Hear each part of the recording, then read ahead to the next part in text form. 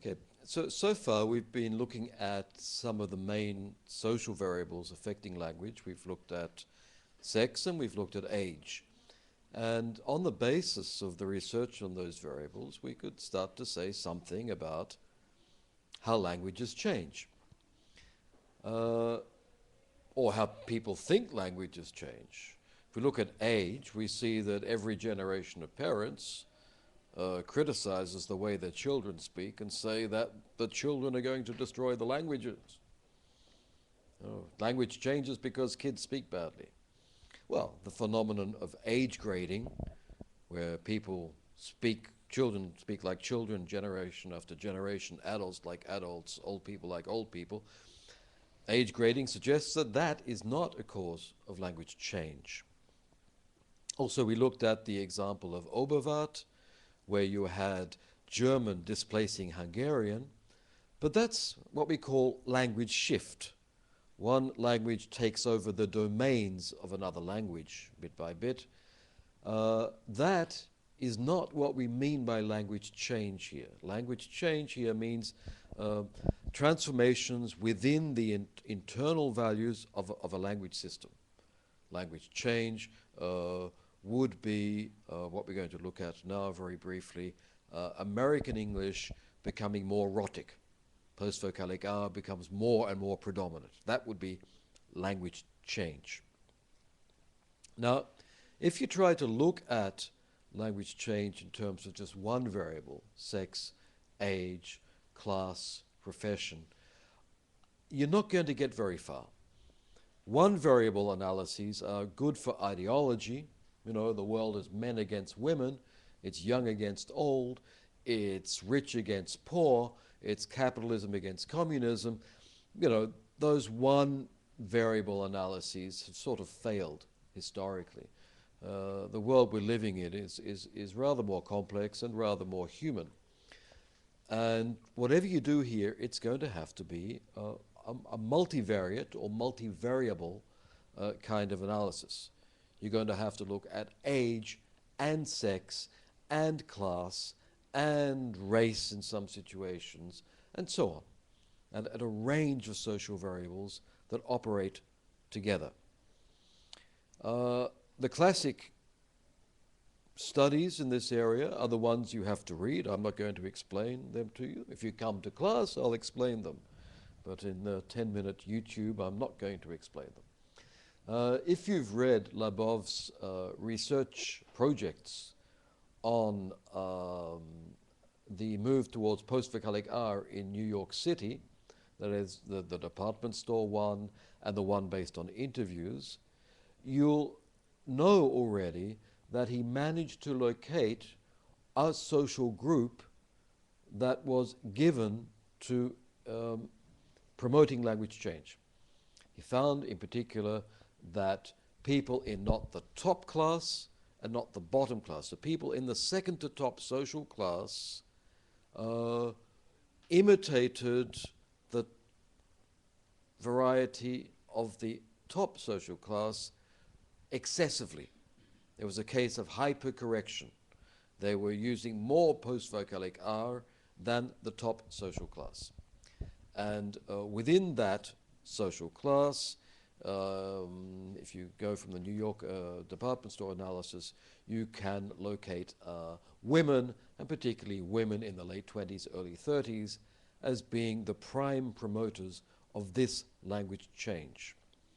So you get here in this multivariate analysis location of a particular social group, which has many variables attached to it, sex and age and social class and race in this case, and also a structure. The structure is called hypercorrection, the practice of going beyond the people you're imitating.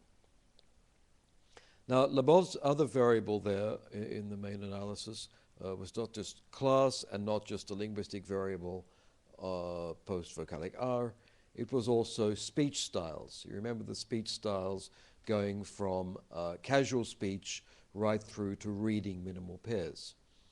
And he found very clearly that the more people paid attention to their language, the more post-vocalic R they used. And I find this to be quite profound. It means that across all social classes, even though they use this variable very differently, even though people in New York are speaking very differently, they all recognize, if you like, how they should be speaking. They all recognize post-vocalic R as the prestige variant.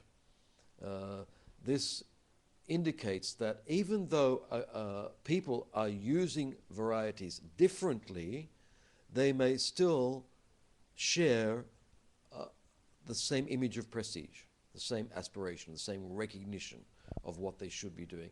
This is quite profound, not just for the linguistics, but also for the sociology. How do we know people belong together in a community if they're all doing different things? They're all using language in a different way, if they're creating multiple small identities. Well, at the same time, they recognize a common prestige value. And that's something worth bearing. The hypercorrection is what will tend to change that recognition, or change its distribution within the community. Lebov's other study that you should read on Martha's Vineyard shows that it's not always women, and it's not always that social class. He managed to locate a group of men fishermen with an ambiguous relation to the island of Martha's Vineyard, who were moving language back in time through the sound ow, ow, because they didn't like what was happening to their island as tourists came in. This is a good study for people living in Catalonia, where the main industry is tourism. People go back in time to affirm their identity. We've also asked you to look at Trudgill's study of Norwich, and what you find there is even more interesting. You find recognition of the prestige varieties, but Trudgill also found men tending to go down. Men in the top social class were imitating in casual speech the speech of people lower down. That is, men were intentionally speaking, not badly, but like the lower social class. And this indicates the operation of covert prestige, the prestige of the non-standard variety. And this is a different dynamic, or dynamic in addition to the one that Lebov found in New York. So we find the attraction of prestige operating towards the top, overt prestige, and towards the bottom in covert prestige. And Trudgill's analysis went on to get the self-report data, where women report that they speak more like the higher social class, systematically, and men tend to underreport. They say they speak more like the social class lower than them. So this attraction of covert prestige is also manifested in how people think about the language they're using. Now, these are studies done in bourgeois capitalist society, to give it a word. Why is language changing there? In all these cases, because of social mobility and reaction to social mobility. I think these are good answers for those societies. I think in the case of British English, it also has something to do with a crisis in the prestige following the loss of the empire, but you could go on and argue about that indefinitely. Is this the reason why all languages change? That is, if you look next door, are you going to find the universal answer? I suspect not. I suspect that these are the answers operative in these societies. Beyond that, though, I think we really have to ask bigger questions.